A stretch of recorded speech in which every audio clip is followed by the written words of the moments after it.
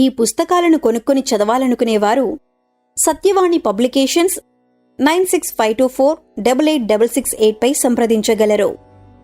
ఉత్కంఠ భరితమైన మధుబాబు గారి socio crime thriller సిరీస్లో శిక్ష 24వ భాగం.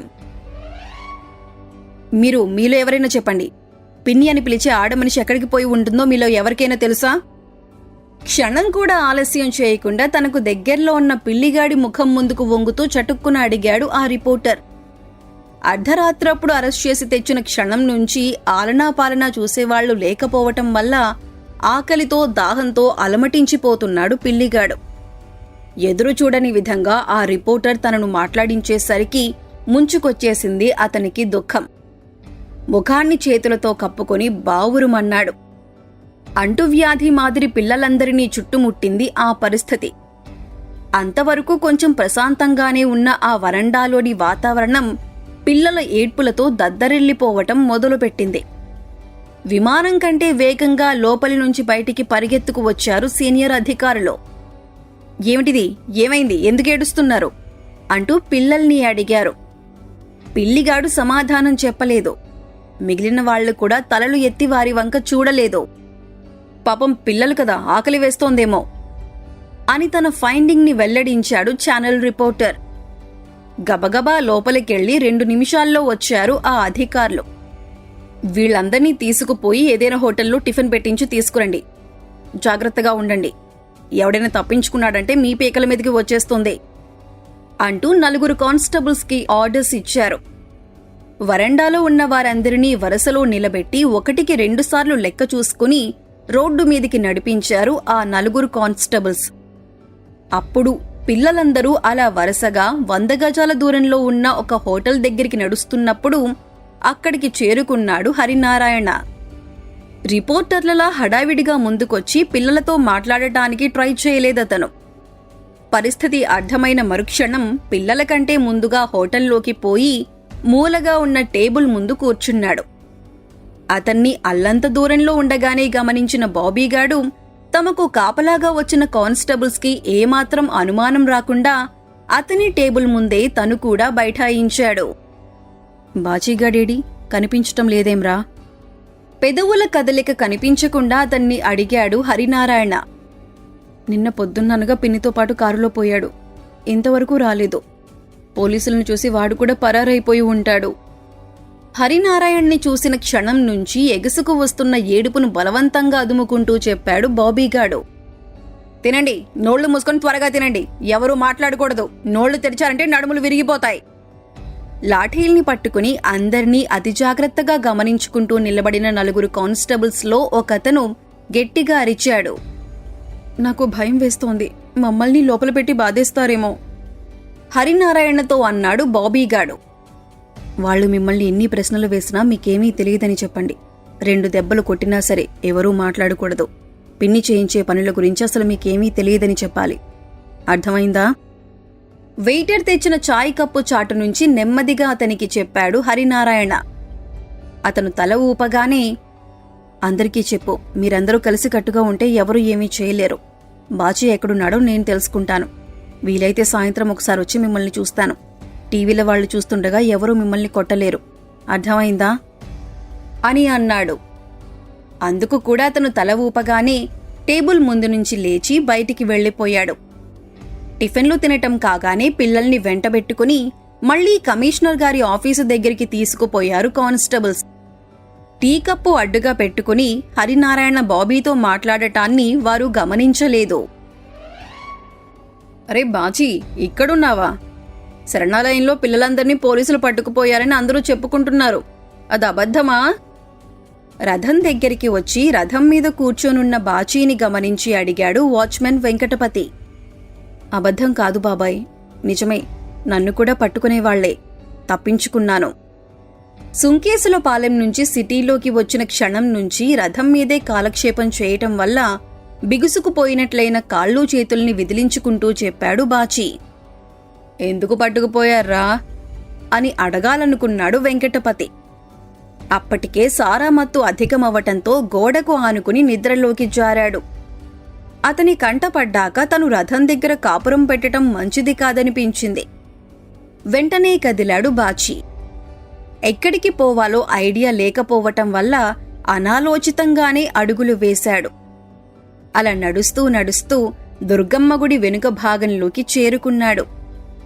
అక్కడికొచ్చాక అనిపించింది అతనికి హరినారాయణ దగ్గరికి పోతే బాగుంటుంది అని. అలా అనిపించిన మరుక్షణం వేగంగా నడిచి ఆంజనేయస్వామి గుడి దగ్గర ఉండే గుట్టని చేరుకున్నాడు.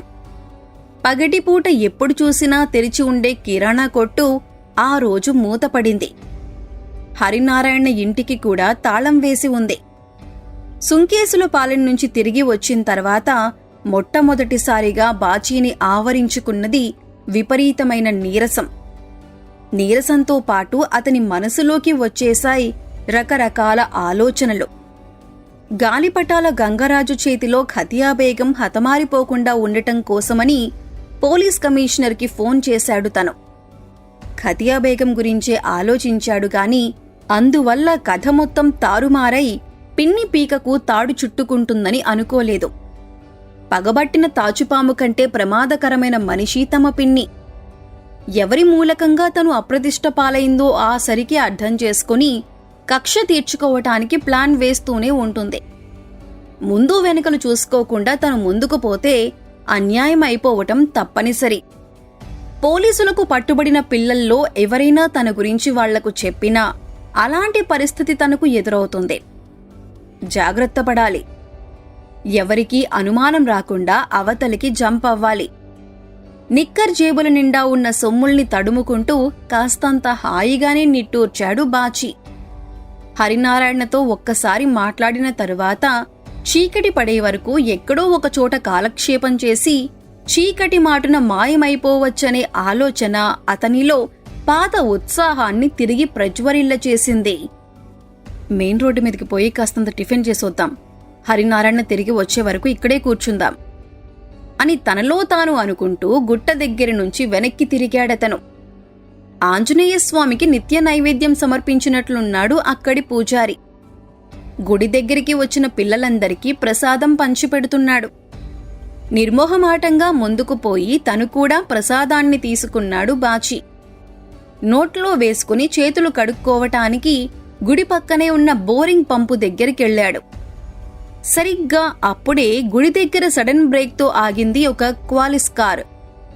కిందికి దిగకుండానే పూజారిని పిలిచి, ఇక్కడ హరినారాయణ అని కిరాణా కొట్టు నడుపుతాడు, అతని ఇల్లెక్కడా అని అడిగాడు డ్రైవర్.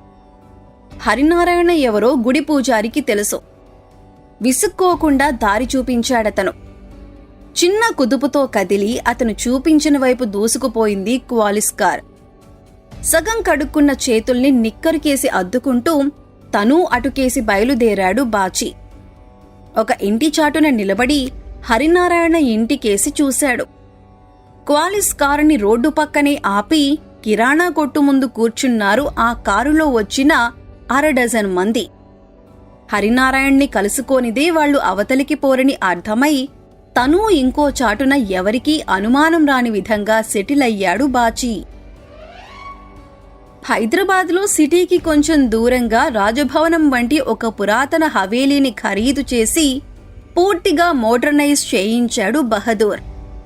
25 మంది పని మనుషులు, 140 మంది అనుచరులు తనను దేవుడి మాదిరిగా కొలుస్తూ ఉండగా కొలువుదీరాడు ఆ రోజు సాయంత్రం 4 గంటల సమయంలో. అన్నా, బెనర్జీ ఫోన్ చేసిండు. ఆ శరణాలయం పిన్ని ఇప్పుడు సిటీలోనే ఉంది, ఎండబెట్టుకొస్తున్నాడంట. రోజువారీ కార్యక్రమాలు పూర్తవుతున్న సమయంలో వచ్చి నెమ్మదిగా రిపోర్ట్ చేశాడో అనుచరుడు. ఈ పిన్నికి బుద్ధి లేదు, ఆ గంగరాజుకి అంతకన్నా లేదు. ఇద్దరూ కలిసి మనల్ని పరేషాన్ చేస్తుండ్రు.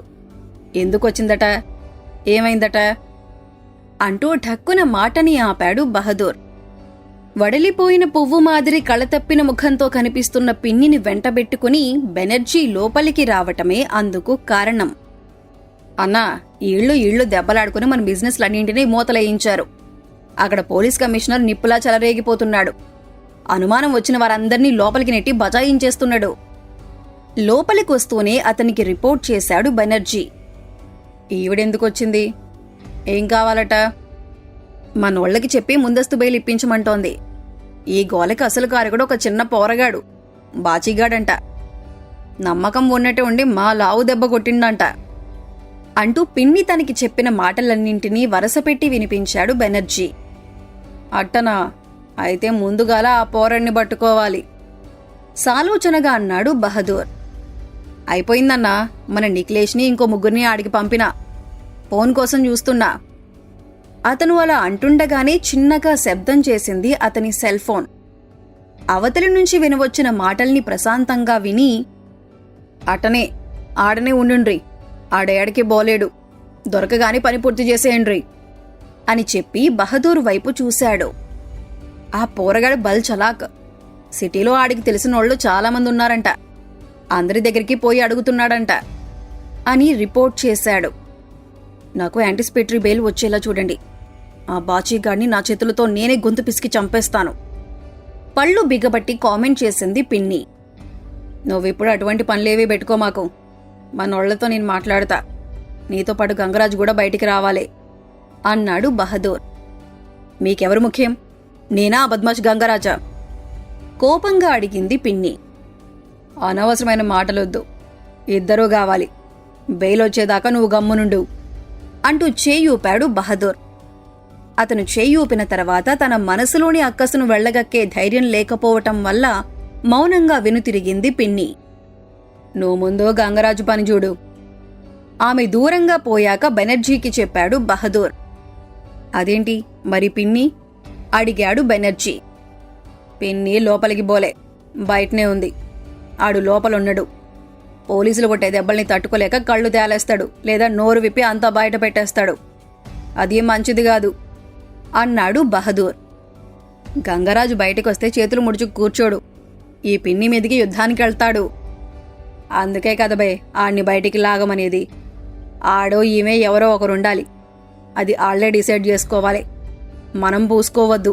నువ్వు నీ చెప్పింది చెయ్యి హుషారుగా అన్నాడు బహదూర్. సీరియస్గా చూస్తున్న బెనర్జీ ముఖంలో తళుక్కున ప్రత్యక్షమైంది ఒక చిరునవ్వు. నువ్వు బల్చలా, నీ ముందు నా వంటివాడెందుకు పనికిరాడు, ఇవాళే మన లాయర్లను అడిగి పంపిస్తా అంటూ వెనుతిరిగి బయటికెళ్లిపోయాడు. ఒక చిన్న పోరగాడు కొట్టిన దెబ్బకి కళ్ళు తేలేసేవాళ్లు మనతో కలిసి పనిచేయడానికి పనికిరారు. గంగరాజు పిన్ని ఇద్దరే చేతకన్నోళ్ళు పక్కనే ఉన్న అనుచరుడికి చెప్పాడు బహదూర్. హైదరాబాద్ లెవెల్లో పనులు జరుగుతున్నాయి, గంగరాజ్కి బెయిల్ దొరకచ్చు. బయటికి రాగానే ముందు పిన్ని భరతం పట్టడానికి చూస్తాడు. ఝాన్సీని ప్రయోగించింది పిన్నేనని అతని నమ్మకం. రాత్రి 10 గంటలప్పుడు అటక మీదున్న బాచీని దించుతూ చెప్పాడు హరినారాయణ. వాళ్ల సంగతి తర్వాత, ముందు నా గురించి చెప్పు. పట్టేసిన చేతులు విరుచుకుని మంచినీళ్ల కుండ దగ్గరికి పోతూ అడిగాడు బాచీ. పిన్ని హైదరాబాద్లోనే ఉంది, నీకోసం బెనర్జీ పంపిన వాళ్ళు ఇంకా సిటీలోనే ఉన్నారు, నీ అంతం చూడందే అవతలికి పోరు అన్నాడు హరినారాయణ. వాళ్లకు కనిపించకుండా నన్ను దాచిపెట్టినందుకు నీ మీద యుద్ధానికి వస్తే అడిగాడు బాచీ. ఏడిచారు, నువ్వు నా దగ్గరికి వచ్చావని వాళ్లకి తెలిసే అవకాశం లేదు, నీకా భయం అనవసరం. పొయ్యి వెలిగించి వంటకి రెడీ అవుతూ అన్నాడతను. నేను తప్పు చేశాను, ఖతియా బేగంని కాపాడాలనే కోరికతో ముందుకు ఆలోచించలేదు, ఇట్టా అవుతుందని అనుకోలేదు, అంతా గందరగోళమైపోయింది అతని పక్కన కూర్చుంటూ అన్నాడు బాచీ. అవునని కాదని ఏమీ అనలేదు హరినారాయణ. ఇవాళ కాకపోయినా ఏదో ఒక రోజున ఇట్లాంటి గొడవే జరిగి తీరేది. మీ పిన్నికి ఆశ చాలా ఎక్కువైపోయింది, ఆ గంగరాజుకి ఏడుపు కూడా చాలా అధికమైంది, ఇద్దరి మధ్య నువ్వు ఇరుక్కున్నావు అంతే అంటూ వంట పనిలో బిజీ అయ్యాడు. బాబీగాడ్ ఎలా ఉన్నాడు, ఏడుస్తున్నాడా? 2 నిమిషాలాగి అడిగాడు బాచీ.